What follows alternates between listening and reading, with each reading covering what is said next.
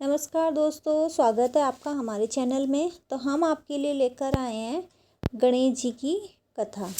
जैसे कि आपको पता है, कोई भी पूजा पाठ शुरू करने से पहले गणेश जी की पूजा होती है, या कोई भी हम किसी भी त्योहार की कहानी सुनते हैं तो गणेश जी की ज़रूर सुनी जाती है।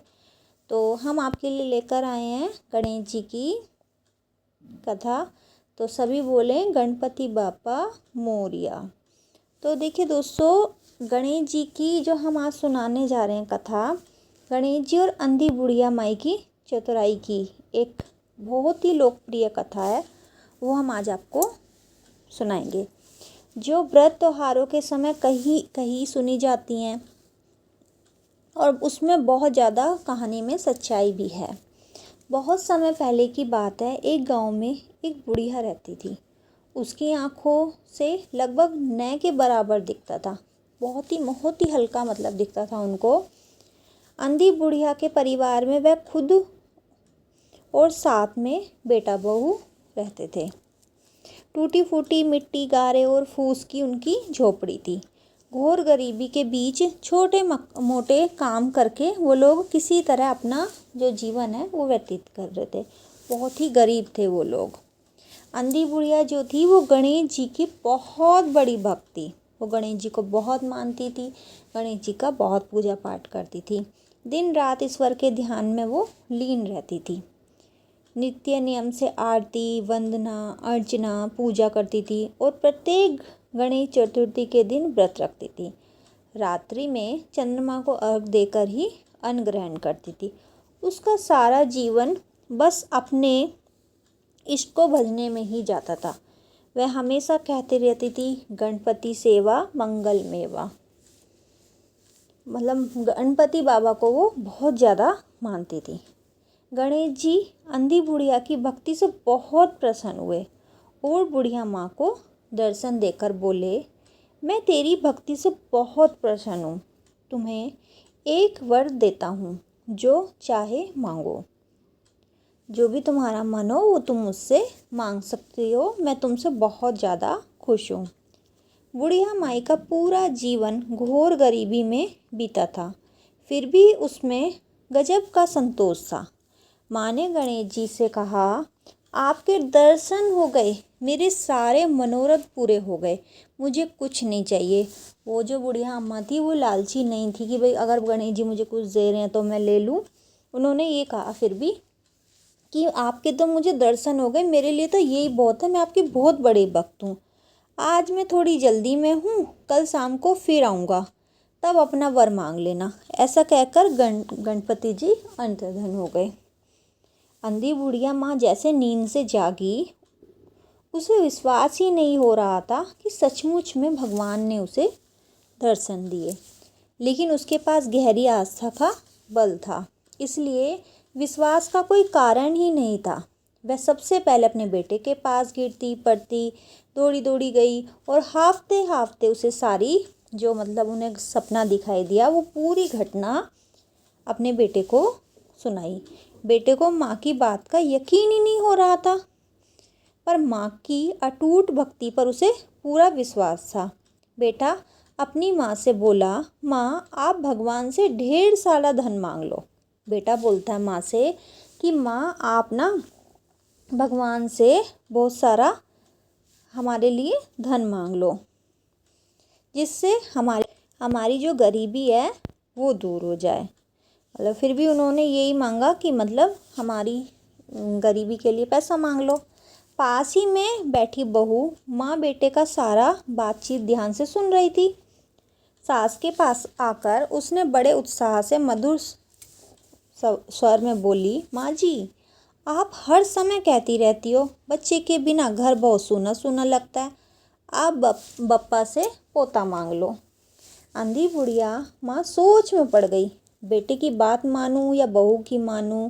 काफ़ी देर सोच विचार करते हुए अनमनी से रही, पर दोपहर का खाना खाने के बाद वह पड़ोस के से बतियाने के लिए चली गई।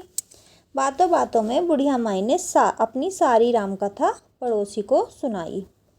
पहले तो उन्होंने उसका खूब मजाक उड़ाया, फिर उसे समझाते हुए बोला, माई क्या काम के हैं माया और नाती पोते, आँखों से तो तुझे कुछ दिखाई देता नहीं है, और कितना जीवन तेरा शेष तेरे पास रहता है। ऐसा करो, तुम अपने लिए आँखें मांग लो। बिना आँखों के तो तुम्हारा सब कुछ सुना है। आँखों से सारी दुनिया तुम्हारी सामने सब कुछ उजाला हो जाएगा, और तुम अपना जो बुढ़ापा है वो आराम से काट पाओगी। अंधी बुढ़िया की उलझन अब पहले से ज़्यादा बढ़ गई। उसने सोचा, पड़ोसी भी ठीक कह रही है। दिखाई न देने की वजह से बुढ़िया माई भी काफ़ी परेशान रहती थी। उसे रोज़मर्रा के काम पहाड़ जैसे भारी लगते थे। क्या मांगूँ क्या ना मांगूँ, उसमें वो बुढ़िया अम्मा सोचती रही। अंधी बुढ़िया अपनी लकड़ी को दाएं बाएं टक ठुक टेकती हुई घर की तरफ चल पड़ी। अपनी झुकी कमर और दिखाई न देने की वजह से धीरे धीरे अपनी लठिया के सहारे लड़खड़ाते हुए वो इधर उधर पैर पड़ रहे थे उनके, लड़खड़ाते हुए फिर वह अपनी झोपड़ी तक किसी तरह पहुंची। बुढ़ापा, साथ में अंधापन, घोर गरीबी और सूना घर। अंधी बुढ़िया मजबूर थी, लेकिन बहुत बुद्धिमान भी थी।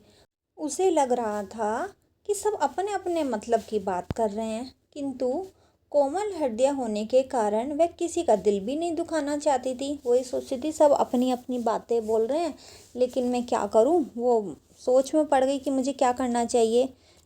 बेटी की इच्छा पूरी करूंगी तो बहू खुश नहीं होगी, बहू को खुश करना है तो अपना बुढ़ापा कैसे करूं, अपने बुढ़ापा संवारने, यही सब वो बेटे बहू अपने के बारे में सोचने लगी। यही सोचते सोचते कब उसकी आंख लग गई, उसे पता ही नहीं चला। खूब तड़के बुढ़िया माँ की जब नींद खुली तो वह बहुत खुशी खुशी गणेश जी के आगमन की तैयारी में जुट गई।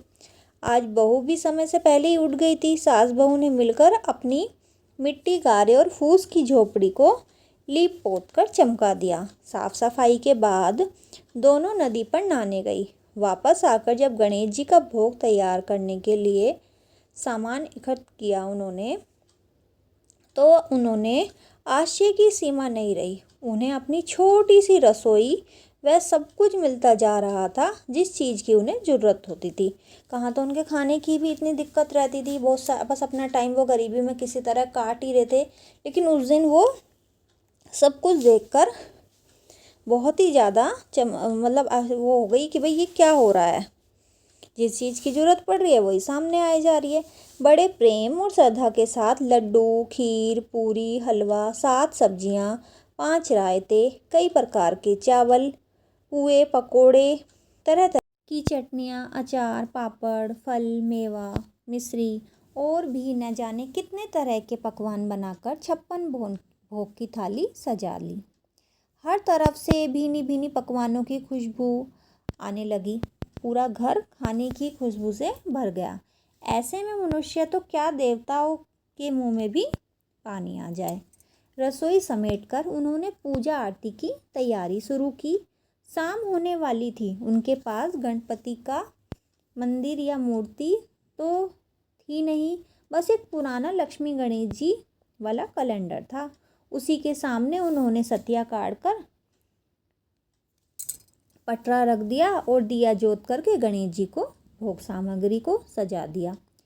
बुढ़िया माई गणपति बाबा की आरती गाने लगी, जय गणेश जय गणेश, और हमेशा की तरह भक्ति में पूरी तरह लीन हो गई। तभी गणेश जी फिर प्रकट हो गए।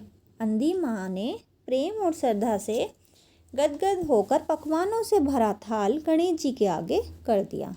भगवान ने भी उसी प्रेम के साथ एक मोदक उठाकर अपने मुंह में रख लिया और बोले, पार्वती माँ के हाथ से बने भोजन की याद आ गई।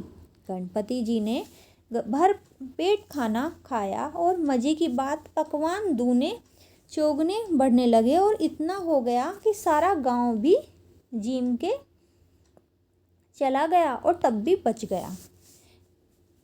गणेश जी पूरी तरह से तृप्त होकर बुढ़िया माँ से बोले, मेरे कहे वचन के अनुसार जो चाहो तृप्ति हो, जो मांगोगी वही पाओगी। बुढ़िया ने पहले से ही काफ़ी सोच विचार कर रखा था। वह अपने बेटे की बात रखना चाहती थी, बहू को भी खुश रखना चाहती थी और अपनी भी ज़रूरत को भी पूरा करना चाहती थी।